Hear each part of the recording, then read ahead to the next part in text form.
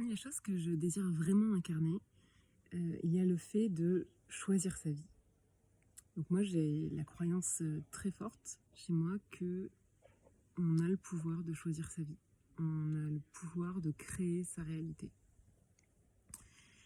Et évidemment, beaucoup de gens m'opposent aujourd'hui le fait que c'est une idée de privilégié, ça. Tout le monde n'a pas le luxe de pouvoir choisir sa vie. Et j'ai vraiment deux ressentis par rapport à ça. Alors, ma première réflexion, c'est que je suis bien consciente qu'on ne part pas tous avec la même donne de départ. On n'est pas tous dans le même pays, avec les mêmes libertés, avec les mêmes droits. On n'est pas tous dans le même contexte familial, financier. On n'est pas tous en bonne santé. Donc, je ne sais même pas s'il existe encore aujourd'hui des gens qui nient cette inégalité de donne de départ. Donc, le sujet n'est pas là. Ce qui est drôle, c'est que les gens qui m'opposent la réflexion comme quoi, non Marion, tout le monde n'a pas le luxe de choisir sa vie, ne sont pas des personnes qui sont dans ces situations de grosses restrictions, de pays avec des libertés complètement bafouées. En fait, ce sont des personnes qui ont une donne de départ relativement similaire à la mienne, par exemple. Donc, ni incroyablement privilégié, ni complètement étouffé dans un pays totalitaire ou voilà, avec une marge de manœuvre extrêmement restreinte. Et donc je trouve dommage que devant une invitation à l'évolution, choisir une réalité qui est plus en phase avec soi-même, on aille s'abriter derrière le pourcentage très spécifique de personnes qui ont une marge de manœuvre extrêmement restreinte. Et du coup, on va se plaindre de ce qui se passe dans la société, de ce qui se passe dans notre vie.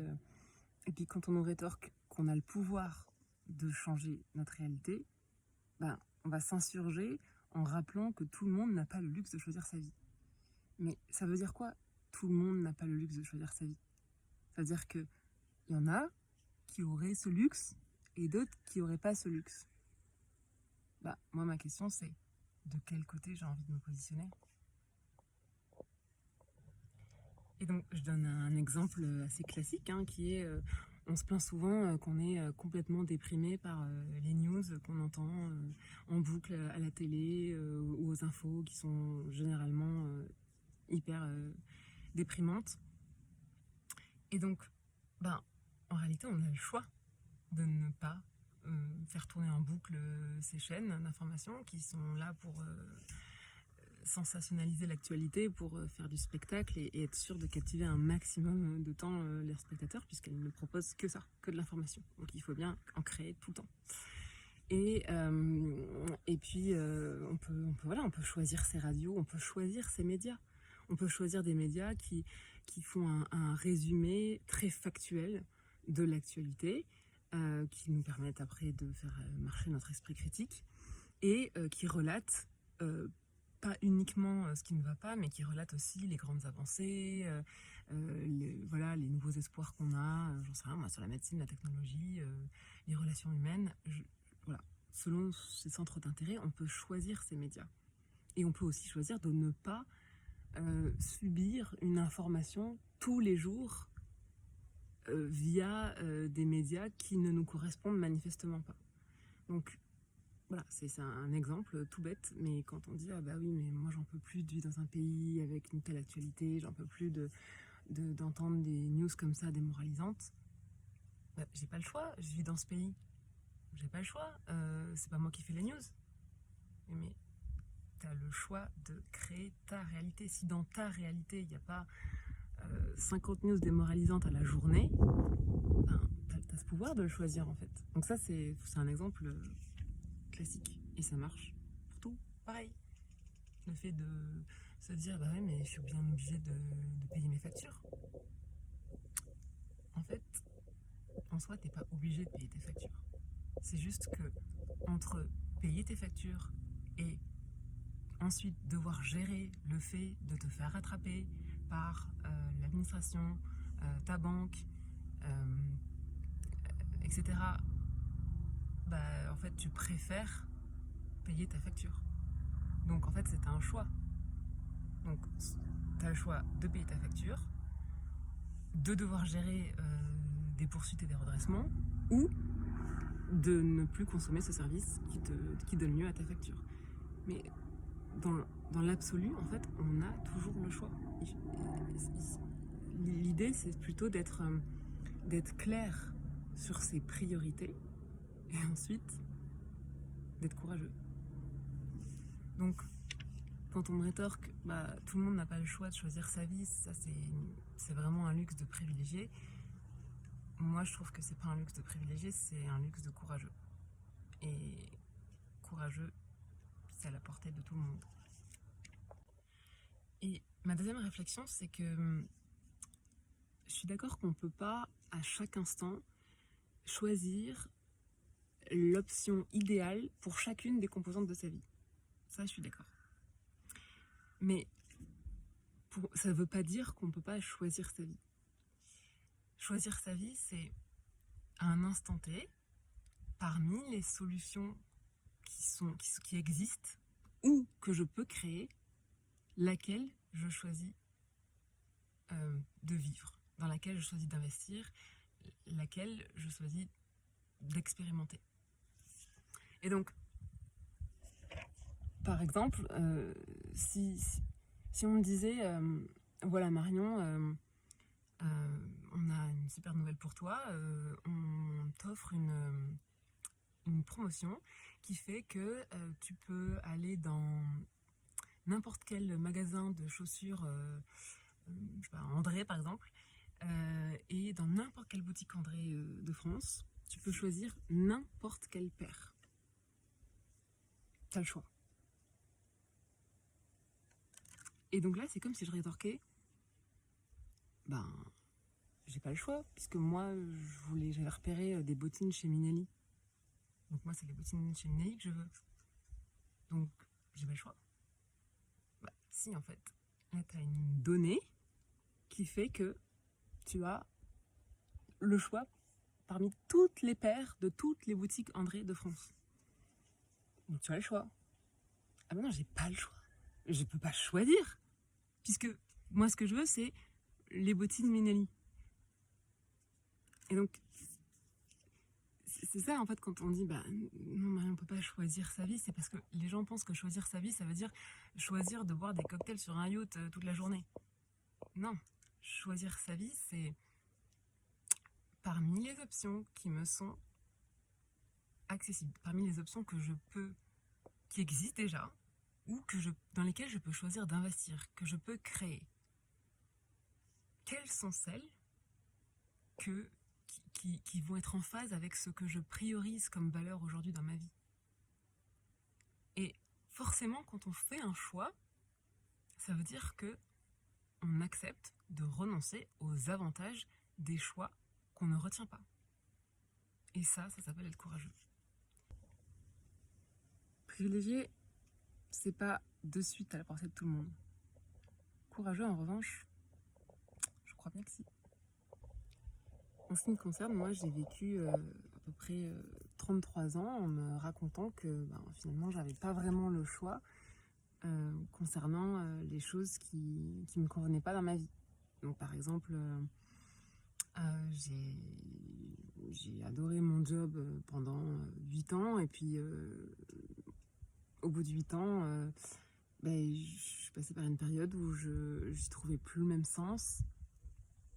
Et je sentais que j'avais vraiment besoin de pouvoir m'exprimer réellement telle que je suis dans mon métier, et c'était pas possible dans le métier dans lequel j'étais salariée d'un grand groupe.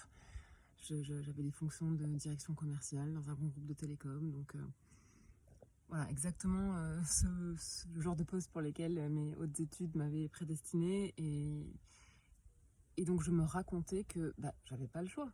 J'ai fait ces études d'ingé, j'ai fait ces études de management, j'ai ce super poste, voilà, faut quand même que je puisse bien gagner ma vie, donc j'ai pas le choix. De la même façon, j'ai toujours voulu, j'ai toujours su que je voulais vivre une expérience de vie à l'étranger. Voilà, pour des raisons qui m'appartiennent et que je pourrais développer un autre jour, mais en tout cas, voilà, j'ai toujours ressenti ça à moi, donc je suis partie faire mes études à l'étranger, j'avais planifié de faire ma vie à l'étranger, et puis pour des raisons X et Y que je ne vais pas détailler ici, le job pour lequel j'avais postulé à l'étranger s'est finalement ouvert à Paris, ils devaient me renvoyer à l'étranger et ils ne l'ont jamais fait. Et la vie a fait que je me suis retrouvée à avoir des propositions de poste alléchantes à Paris, et donc je suis restée 10 ans à bosser à Paris, avec chaque année l'envie de repartir. Chaque année, je me disais, c'est cette année. Et donc, je créais des opportunités de repartir. Et puis, pour des raisons encore une fois diverses et variées, ces opportunités ne se sont jamais réalisées. Et donc, j'avais vraiment cette impression que la vie s'acharnait contre moi, quoi. Décidément, je voulais partir, je faisais tout pour, et puis ça le faisait jamais parce que j'étais avec une personne qui ne désirait pas s'expatrier, parce que le poste auquel j'avais été prise à l'étranger, finalement le poste a été annulé, parce que la personne avec qui je devais émigrer en Australie, on s'est séparés juste avant de partir. Enfin, il y a eu... À chaque fois, j'avais l'impression d'être une victime, quoi. Ça le fait jamais. Et quand j'ai commencé à découvrir un peu le développement personnel, la première notion que j'ai découverte et qui a été... c'est pas la première notion que j'ai découverte, mais c'est la notion qui a été la plus transformatrice. La première notion la plus transformatrice, ça a été de découvrir qu'en réalité, je pouvais être au pouvoir de ma vie. Je n'avais pas forcément à subir ma vie, je pouvais la choisir. Et que si jamais j'étais restée à Paris tout ce temps-là, c'est parce que j'avais choisi à chaque fois de privilégier le copain qui voulait rester à Paris, de privilégier j'en sais rien moi, le nouveau poste alléchant qu'on me proposait à Paris. Et donc c'était des choix, tout ça. C'était pas juste un destin qui s'acharnait sur moi. Et donc quand j'ai pris conscience de ça, j'ai pu reprendre ma responsabilité, mais également mon pouvoir. Et donc voilà, j'ai fait tout un travail d'observation de réellement ce qui me tenait à cœur, du pourquoi. Et ça s'est pas fait tout de suite, mais aujourd'hui je prépare un déménagement pour m'installer au Costa Rica. Et donc voilà, aujourd'hui je réalise mon rêve après m'être réapproprié mes choix. Et donc, en reprenant ma responsabilité sur le fait que, non, en fait, Marion, si t'es pas partie jusque-là de France, c'est parce que t'as choisi de pas partir de France. Maintenant, est-ce que t'es vraiment clair avec toi-même sur le fait que tu tiens à vivre une expérience de vie à l'étranger? Pourquoi? Ok, une fois que ça c'est clair et que c'est confirmé, si c'est ça qui compte pour toi, donne-toi les moyens de le réaliser. Et jusque-là, j'avais pas spécialement d'engagement, j'étais dans des relations où j'avais pas des engagements, j'étais pas mariée, j'étais beaucoup plus jeune, j'avais pas d'enfants, voilà. Et aujourd'hui, j'ai un bébé de 9 mois. Donc clairement, c'est pas que je suis plus privilégiée aujourd'hui, du tout. J'ai divisé mes revenus par 3. J'ai un bébé. J'ai plus aucune certitude sur mes revenus à venir. Je me lance dans l'entrepreneuriat. Donc clairement, la donne, elle n'est pas plus privilégiée aujourd'hui. C'est juste qu'aujourd'hui, j'ai plus de courage. J'ai plus de courage de réellement faire le point sur mes priorités et d'investir sur mes priorités. et je pense que c'est à la portée de chacun. C'est juste moins confortable. Mais en même temps, dans le confort, il n'y a pas de croissance, il n'y a pas d'évolution. Donc, il n'y a aucun problème à choisir le confort, aucun problème à choisir le confort. C'est juste que si je choisis le confort et que je reste cohérente, je ne peux plus me plaindre de la situation que j'ai choisie. Donc, si je choisis de rester dans un job qui ne me correspond pas, parce que c'est plus confortable, plutôt que d'envisager toute une introspection, un bilan de mes compétences, une meilleure connaissance de moi pour chercher là où j'aurais le plus de valeur et qui correspondrait plus à mon épanouissement, etc. Si je fais le choix de ne pas m'embarrasser avec tout cet inconfort, et donc je choisis le confort de rester dans mon job, je ne peux pas me plaindre que mon job ne me correspond pas. Donc ce que j'adore moi avec cette croyance que je peux choisir ma vie, c'est que je sais qu'à tout instant, parmi les possibilités qui s'offrent à moi ou que je peux créer, je choisis celle qui est plus en phase avec les valeurs que je priorise aujourd'hui. Et donc, ça ne veut pas dire qu'à l'instant T, j'ai ma vie rêvée. Ça veut dire qu'à l'instant T, je fais le maximum je fais les choix au maximum qui me correspondent dans tout ce que je peux, à chaque instant. Et donc, petit à petit, je crée une réalité qui me correspond plus.